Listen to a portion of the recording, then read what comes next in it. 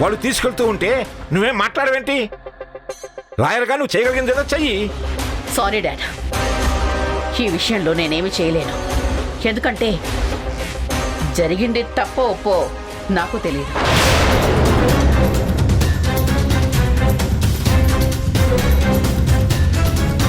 వీడేం చేశాడో, జరిగిన నేరంలో గౌతమ్ పాత్ర ఎంతుందో నాకు తెలియదు.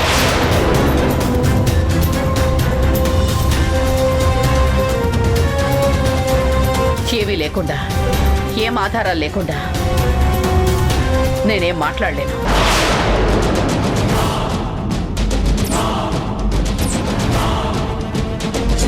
సార్ ప్లీజ్ ప్లీజ్ అర్థం చేసుకోండి.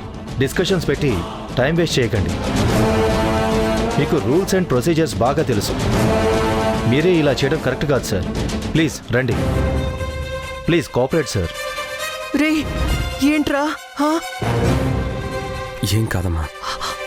అయ్యో గౌతమ్, గౌతమ్ బాబాయ్, గౌతమ్ గౌతమ్ రే గౌతమ్ బాబాయ్. అరే బాబాయ్ ఉండండి ఇక్కడ. బాబాయ్ బాబాయ్ ఆగండి బాబాయ్. అయ్యో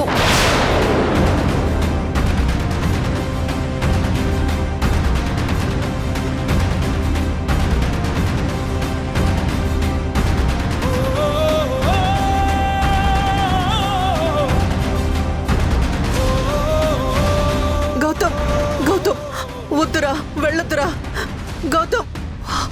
సార్ మా వాడిని వదిలిపెట్టండి సార్. వాడు ఏ తప్పు చేసి ఉండడు సార్. ప్లీజ్ వాడిని వదిలిపెట్టేయండి సార్. ఐఎమ్ సారీ మేడం, మేము ఆర్డర్స్ పాటించాల్సిందే. అయ్యో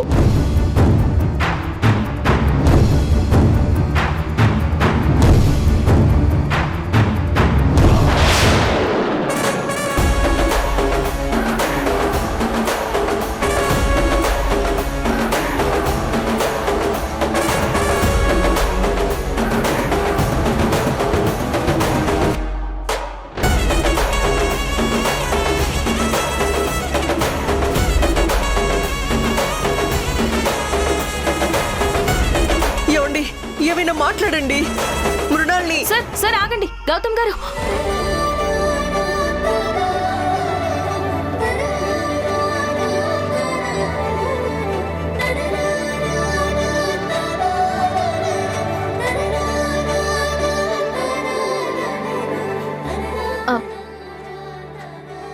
సార్ ఒక్క నిమిషం ఆగండి.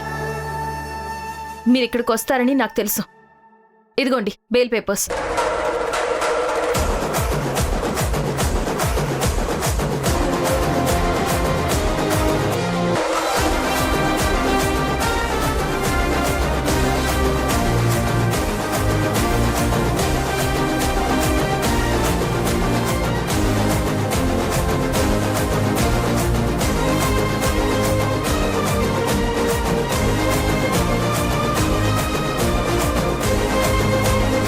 ఇవి సరిపోతాయనుకుంటా గౌతమ్ గారిని కస్టడీలోకి తీసుకోకుండా ఉండడానికి. Yes madam. కానిస్టేబుల్, గౌతమ్ గారిని వదిలిపెట్టండి.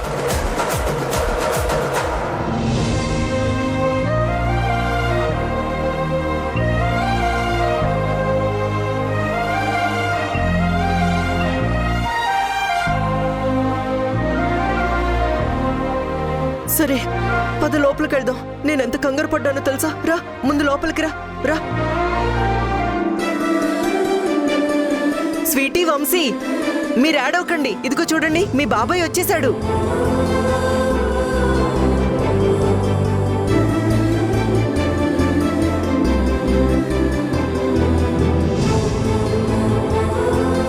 బాబాయ్. వంశీ, స్వీటీ, బాబాయ్కి ఏం కాలేదు.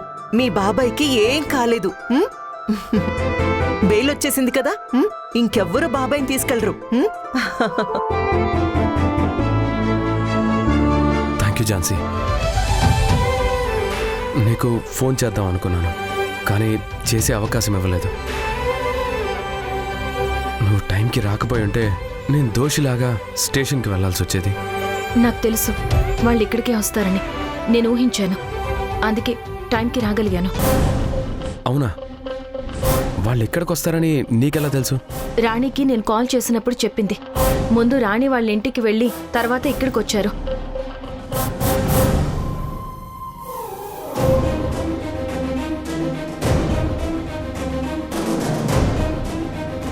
అవునా?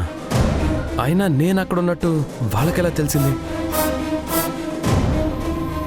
నేను అక్కడ ఉన్నట్టు డౌట్ రావడానికి అసలు ఛాన్స్ కూడా లేదు. ఏమో, అదే నాకు అర్థం కావడం లేదు.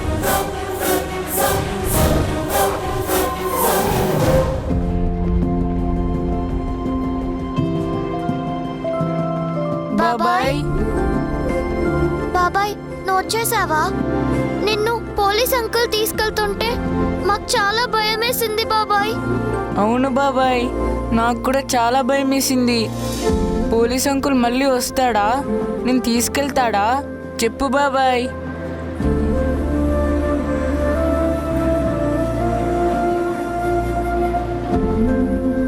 అరే పిల్లలు, ఏడవకండిరా. బాబాయ్ ఎక్కడికి వెళ్ళడు. ఆ పోలీస్ అంకుల్ మళ్ళీ రాడు. మీ బాబాయ్ని తీసుకెళ్లకుండా మళ్ళీ ఈ ఇంట్లోకి వచ్చేలా చేసింది ఎవరో తెలుసా? అదిగో మీ పిన్ని.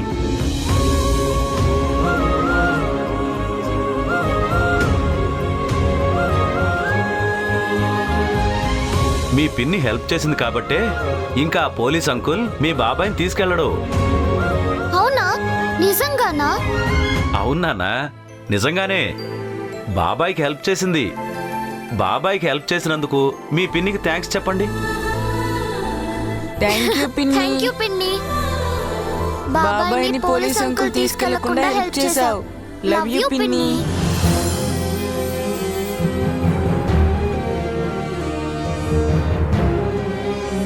చాలా థ్యాంక్స్ అమ్మా ఝాన్సీ.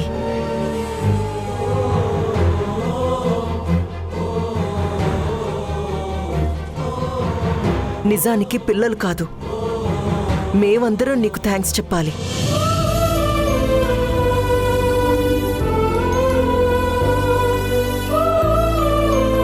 సమయానికొచ్చి గౌతమ్ని పోలీసులు తీసుకెళ్లకుండా ఆపావు. నీకు కేవలం థ్యాంక్స్ చెప్తే సరిపోదు, చేతులెత్తి నమస్కరించాలి. అయ్యో, దాంట్లో ఏముంది మేడం? నేను చేయగలిగింది చేశాను. నేనేదో గొప్ప పని చేసినట్టు అంటున్నారు. ఒక లాయర్గా, వెల్ విషర్గా, ఫ్రెండ్గా నేను చేయగలిగిన సహాయం చేశానండి, అంతే.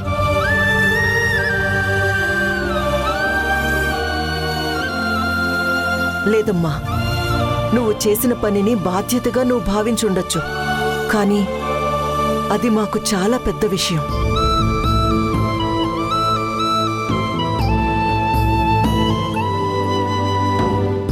ఈ రోజు నువ్వు సమయానికొచ్చి కాపాడింది గౌతమ్ని మాత్రమే కాదు, ఇంటి పరువుని కూడా. ఇంటి పరువు ప్రతిష్టలు నిలబెట్టావు.